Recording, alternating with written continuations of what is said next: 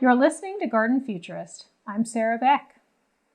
For a new set of Garden Futurist episodes, we're highlighting examples of innovative programs in the Pacific region that are truly preparing students for the future of horticulture within a variety of careers. There's been some alarm around trends in horticulture and plant programs in the last decade or so. Since we're talking about academics, I looked at a few current scientific articles on this topic, and I'll include those in the references of our transcript resources. A downward trend was noted by a 2019 article from Brigham Young University citing a 53% decrease in horticulture-related degree programs in the U.S. between 1997 and 2017. A parallel conversation on botany and plant science programs has yielded articles in North America and the UK declaring the end of botany. A 2022 paper in Ecology and Evolution is titled "The Botanical Education Extinction and the Fall of Plant Awareness." This is all pretty intense. There seem to be some conflicting views between botanical education extinction talk and the evidence that is growing around younger generations showing interest in plants. The Garden Media Group, which writes an annual Garden Trends report, says that the youngest adults being tracked right now in media, Gen Z, is predicted to reshape the future of the horticulture industry. Which perspective is more accurate? Where are the garden futurists found today? We're going to explore this topic anecdotally, and we'll start with a conversation with Douglas Justice. He's the Associate Director, Horticulture Collections at the University of British Columbia Botanical Garden. We spoke about the UBC Botanical Garden's Horticulture Training Program. This is a comprehensive 8-month full-time program for those who are interested in careers in horticulture, gardening, forestry, or landscape architecture. And we're also going to speak with a recent graduate of the program, Christian Bendsen. We begin with Douglas Justice. What we do here at UBC Botanical Garden is we have an 8-month horticulture program, and we're training people in the garden. The Faculty of Land and Food Systems is what runs the applied biology and the sustainable agriculture and environment degrees. Those are undergraduate degrees. So those are as close to horticulture, I think, as we get academically at UBC. A few years back, we decided, well, and partly for selfish reasons, that we wanted to train people so that they could come and work for us.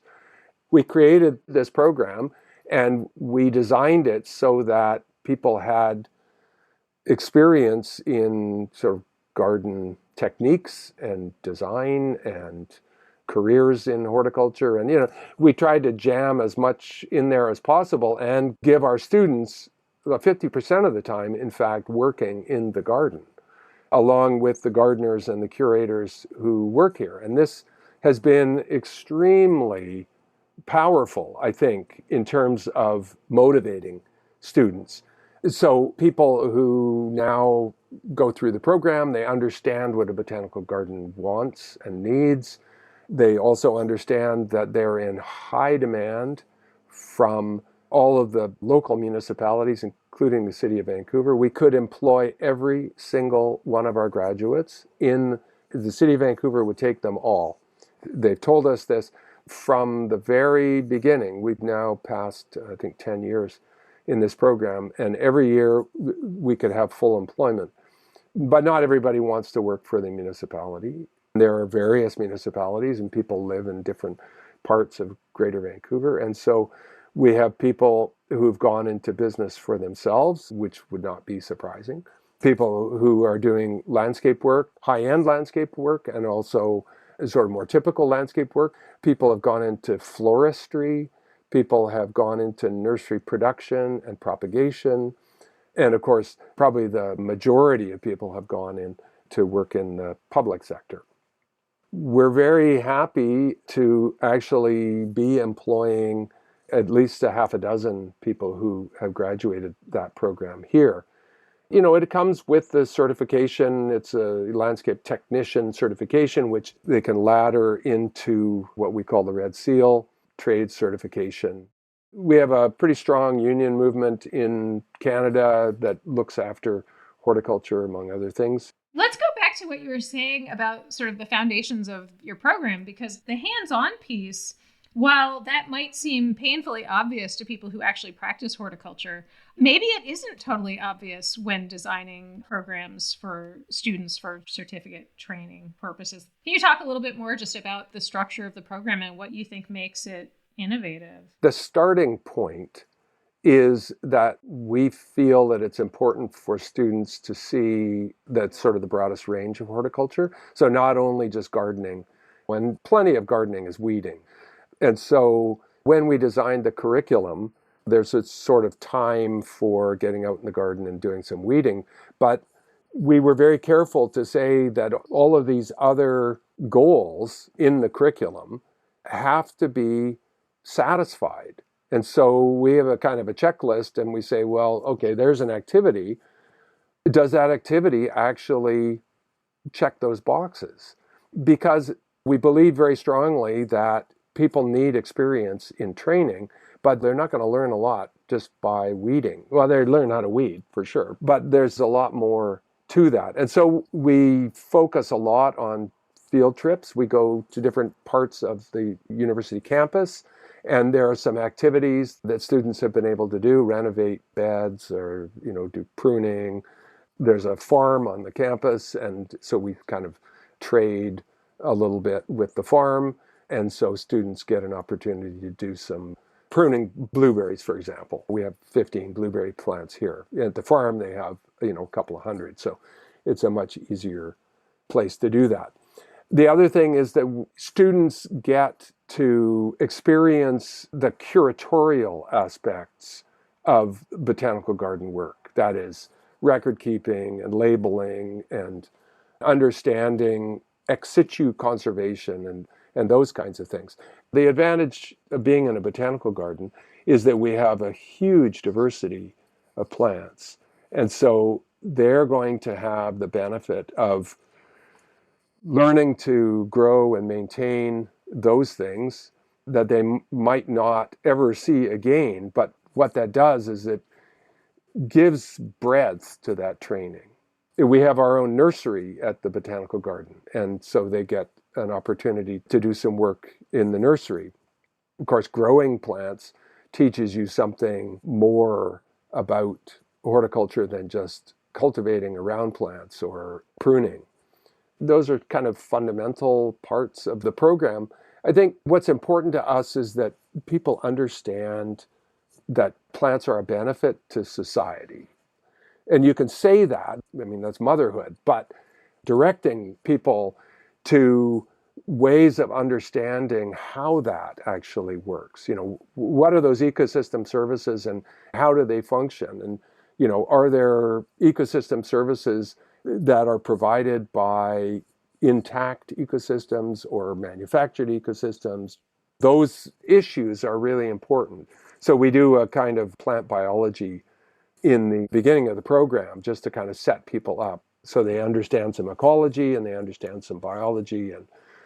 And then we go outside and look at those things and work in those environments. We pack a lot in, I have to say. That's fantastic. Something I'm hearing from you is, on the list of how to be innovative and effective here, use a botanical garden as a living laboratory for your students. And again, that can't be understated because you just described this incredible array of knowledge types that these students are absorbing. I'm sure it's just at a massive rate because they're just soaking this up, all of these different elements, like the conservation piece, the ecology piece, and they're out there doing things. And obviously learning while you're doing has that stickiness. Can you talk a little bit about just, again, these sort of outcomes? And do you have any sense of percentage-wise I'm assuming you have small enough classes you're able to pretty much track people's careers that they're moving into. Yeah, I would say that every cohort is different. We have 20-somethings and we will accept people who are changing careers midway. Yeah, because mid-career changes are very common in horticulture, right? Yeah, exactly. And so we have a lot of diversity in age. We have plenty of diversity, which is common in horticulture just in general. And so In any class, there's a social aspect to that class. We do the sort of entrance interviews and find out what people are interested in. And there's a fairly narrow range of what people are interested in, what they think that their career is going to be. And then when we look a couple of years down the road after they're finished, there's a huge variety of careers that people have moved into. On some level, that is because we've exposed people to the broadest range that we possibly can. I mean, that's what's so great about horticulture. People who are technologically interested can find a niche there, or people who are good at convincing people of the worth of something can go into sales positions. People who are meticulous and don't like talking to people can go into propagation, whatever it is. And those opportunities, they're out there. We try to help people find those. I mean, I haven't got the figures in front of me now, but I would say that more than 80% of the people who've gone through the program are employed in full-time horticulture or some aspect, and 100% are employed immediately after graduation. Just thinking about some of these broader planetary issues that we're facing these days, I'm curious to hear you just briefly speak to whether it's climate change, biodiversity loss, other pressures. I know students are generally very attuned to a lot of these issues. They're paying attention. They've been hearing about this. Do you feel like there is, not that it's positive to have these sort of climate challenges, but are you seeing shifts in the way that you're giving guidance to those graduates around, what is their place in the world? And what is our work in horticulture going to be like as we continue to adapt to these challenges or to find paths forward? Absolutely. I've been teaching horticulture in one way or another for more than 30 years. And the thing that stands out to me is that people are enthusiastic. Students are enthusiastic. And the people who are attracted to horticulture are naturally optimistic people. I mean, you have to be optimistic. You have to want to change the world and make it better. I mean, that's what horticulture, for the most part, that's what horticulture is about. The big change has been in the last 5 years, I would say primarily, since the pandemic, that people are a little more sensitive about everything. My approach to teaching has been to be maybe no less passionate about what I love, but maybe a little more gentle. Because I think they may be optimistic, but I think they're also scared. There's a lot of stuff happening, not necessarily related to horticulture, but those things about climate change, they're big unknowns that I talked about, a talk that I gave the other day. And I was talking about we have to convince people that trees need water and that it's not about planting trees, it's about growing trees. If we don't switch to growing trees rather than just planting trees, then we're just going to lose trees. And then where is the heat island effect going to be then? But I wanted to assure people in the audience that we can do this, that we can actually make a difference. It's not hopeless. We do have to convince some people to do the right thing, but there are certain things that we can do to make it better. I mean, in Vancouver, we're going to see less snowpack, more winter rain, less summer rain, and more evaporation in the summer. All that means is that we'll have less water when we need it. And so what we have to do is we have to conserve that. And here are some solutions to that. And people are very, very happy to hear about solutions because all you have to do is turn on the news and it's almost entirely negative. I don't care what subject you want to look at. And it's overwhelming. I think horticulture, I think biodiversity is going to save our butts. And if we don't look after biodiversity, like we're going to be in trouble and we're going to discover too late that we have to fix something. So we've got to start working right now. We've got to engage with people. And our students are like 100% behind us. They get it. We can make positive changes in this world. And horticulture is a really good vehicle for allowing us to do that. That was so powerful. Thank you. It's really true. We need to maintain that optimism and give them the tools. I have definitely observed what you're talking about. And, we all, as mature professionals in this field, I think we've experienced this for a long time. And people who are new to this conversation do need that. They need to be sort of nurtured to that place. And they need to have that foundation like you're building, because they can be the incredible champions of this work. You're listening to Garden Futurist. We'll be back in a moment.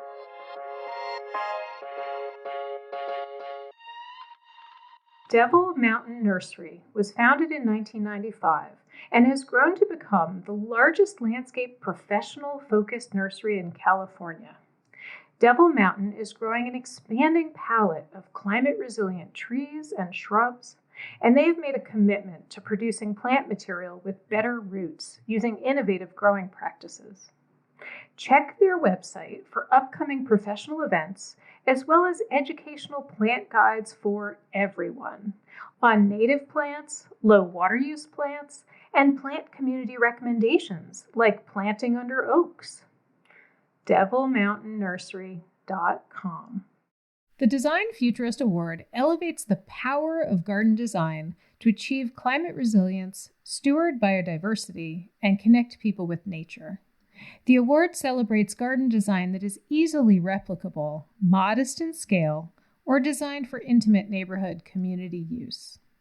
Gardens must be located within the Pacific region, defined here as California, Oregon, Washington, British Columbia, Hawaii, Alaska, and Baja California. Visionary designers and regional plants people, this is your call. Submission is easy. Learn more at pacifichorticulture.org or pacifichorticulture.org/design-futurist. Deadline to submit is July 26th, 2024.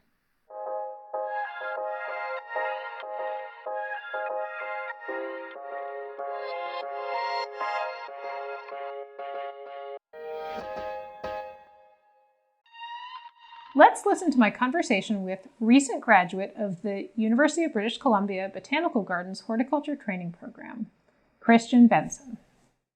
I personally get really excited about the innovative programs that I'm seeing in horticulture now, and there's just nothing better than getting that view of somebody who's just been in that program, and then now you're like launching a career and you're doing real work. Yeah. That must be actually pretty exciting, right? Yeah, it took a long time to figure out which path to go for sure. So it was very exciting to kind of discover this program and then figure out that it was the right place to go for me for sure.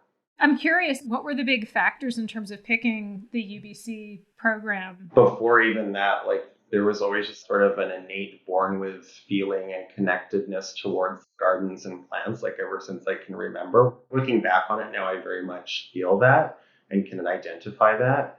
But at the time, you're kind of just, a little kid in the garden, but you remember being fascinated, or those are the memories that stick, right? So there was always that, and I grew up on a farm, very rural, and so I connected more with animals and plants than with people. One of my friends had been into the program or was in the program at the time, and they were kind of just wrapping up, which is kind of around this time of the year right now. And so I asked them about it, and I was like, oh, okay, that's cool. I didn't really think there was much of a career in horticulture at the time, to be honest. And that's a whole other thing. It's such an underdeveloped area, I feel still, especially in North America. So I was like, oh, this sounds really neat. And at the time, I had just started a job at a small plant shop, a community-minded plant shop as well. Yeah, she told me about this program, my good friend, and I was like, this seems like for me. And then the barriers to get in are quite low. You just need a high school diploma, and the cost is pretty great. I think all in, it's around $6,000. So that's pretty amazing. And then also the fact that it was just being taught at UBC, there's like a big name attached to that. And it's the only trades program that UBC offers. Also at the time, a big barrier for me was I felt really shameful about going back to school or even like entertaining the idea because I was 32 and I'm like, okay, I'm too old for school. It was like getting over myself a little bit to be able to do it. What you're saying about being an early mid-career professional, that is a very common thing for people to transition into horticulture and related careers, right? Yeah, it was interesting. Another nice thing is that it was a small cohort. There's only 16 students. Like that's amazing and unheard of. So I just really appreciated that part of it too. And yeah, it was awesome. So can you talk a little bit about what that program prepared you for and how you're beginning your new career? Give me a little bit of framing of what you're doing now. I work for Paul Senga Creative as a horticulturalist. It's a landscape design firm here in Vancouver. And there's so many talented landscape architects and designers in the firm. I didn't really realize that landscape architect firms actually hire horticulturalists when I was in the program even. And so that was really interesting to learn that and so needed, I think. Let the landscape architects do their job, let the landscape designers do theirs, and let the horticulturalists kind of help supplement both of those other professions as well so that a great job can be done collectively.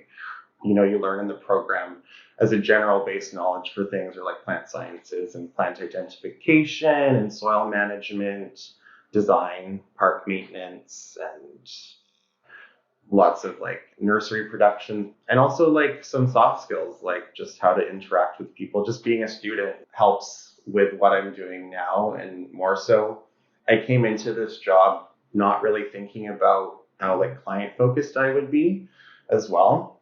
For clients, they're a lot of the time, and no judgment on them, they just want a really beautiful space to be in, right? And so I like to take that idea, which is a great idea to have, and kind of build upon that and say like, well, let's consider where we're planting it and how we're planting it and what we're planting. And because you can still have all these, you know, beautiful native species dependent on the region and form them into a way that is beneficial for native pollinators and to promote like water conservation and all these other things as well. So you have to get creative and figure out which plants can still work and still do things that the client would like to see and still is appropriate for the landscape and for the region that they're in, and work with climate change. Without having done the UBC program, do you think you would have imagined being in that advocacy role with people? I mean, this sounds like such an interesting element of what you're doing because you are being a plant specialist for a firm, and yet it sounds like there's a little interpretation going on. Sometimes it feels a bit like a sales position in a way. I think it's most exciting when you are working with a client and then they start getting on board with things. That was the other thing that the program really provided me, was confidence again. You know, I was fired from a job, COVID happened, like I wasn't feeling too great about myself. So it gave me so much confidence and reignited a passion that's always been there, to be able to soundly talk about these things and to help people understand why it's important to really take care of your land and be a steward for it, and allow people to like inform you about that. The confidence building piece is interesting to me too, because just thinking about the fact that you are allowed to be working in a botanical garden, a public garden space. And those of us in the industry think of those spaces as being just sort of the elevated, like this is where the experts are, this is where the people who know plants work. What did that feel like when you were working just on that site all the time? Truly, the way I think about it was like going to Hogwarts. Because you just walk in, and from where you actually have to like physically get off the bus or park, you still have to walk through the garden to get to the classroom. So it would just be sort of this magical walk along the pathways of the garden, like early in the morning, just to get to the classroom, right? So just that alone was just a lovely little morning hike, you know? So it just kind of sets you up in this sort of idyllic situation to learn in. And then another amazing aspect about the program is you're working with all these horticulturalists and business horticulturalists and gardeners that are really developed in their field, and you get to like work alongside them and, you know, take in their knowledge and experience as well, which is like so beneficial just to be able to talk to a different person other than your main instructor, to pick their brain and to get their aspect on things. That's such a unique part of the program too, I think. Yeah, and the other thing about the Botanic Garden too that I appreciated that I didn't quite think about with especially botanical gardens before was, sometimes they're not always the prettiest gardens. The point is they're like kind of a learning area anyway. So I thought that was kind of cool because I remember on our first day when we walked through, I was like, okay, this area looks a little weird. I was like, why is that tree just like so dead or so scorched or something? And then, sure enough, we get to it and there's the whole reason why. There's some sort of pest that's attacked the specific tree. And now that this pest has sort of become there, they're seeing how it runs through or how the tree reacts to it and what happens to the companion plants around it and stuff like that. So I was just like, oh, that's really neat. Yeah, you get the research opportunity too. Through that, the UBC program, I really did develop more of a respect for education, to be honest. So I see the benefit in that so much as well, that there's just things in a classroom that you just can't really learn on your own. And whether it's connecting with your fellow students or a professor the plants that you're with, it's just such a unique opportunity that I have a lot more respect for now. I'm so excited for you to be in the role you're in and to be exploring the world of plants. And I especially love that you are really being an advocate. You're already having a big impact. It's really awesome.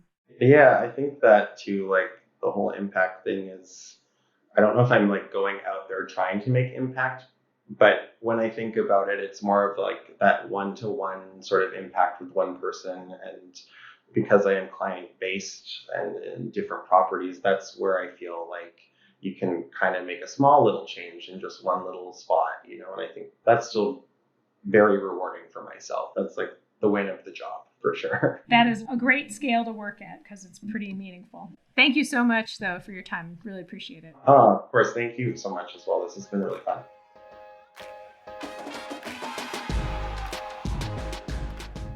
Thanks everyone for listening today. If you liked Garden Futurist, please share it on your favorite social media platform or follow us on Spotify. Find us at pacifichorticulture.org.